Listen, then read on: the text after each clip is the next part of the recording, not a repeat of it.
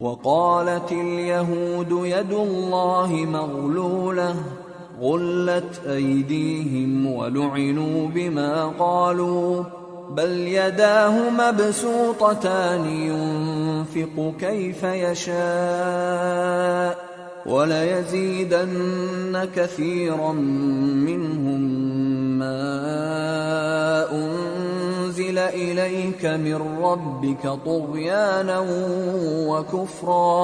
وألقينا بينهم العداوة والبغضاء إلى يوم القيامة كلما أوقدوا نارا للحرب أطفأها الله ويسعون في الأرض فسادا والله لا يحب المفسدين۔ اور یہود کہتے ہیں کہ اللہ کا ہاتھ بندھا ہوا ہے، یعنی اللہ بخیل ہے،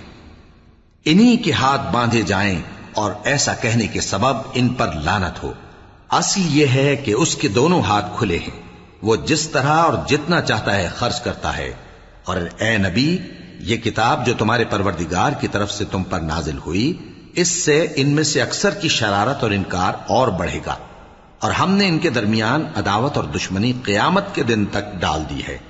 جب کبھی انہوں نے لڑائی کی آگ جلائی، اللہ نے اس کو بجھا دیا، اور یہ ملک میں فساد کے لیے دوڑتے پھرتے ہیں، اور اللہ فساد کرنے والوں کو دوست نہیں رکھتا۔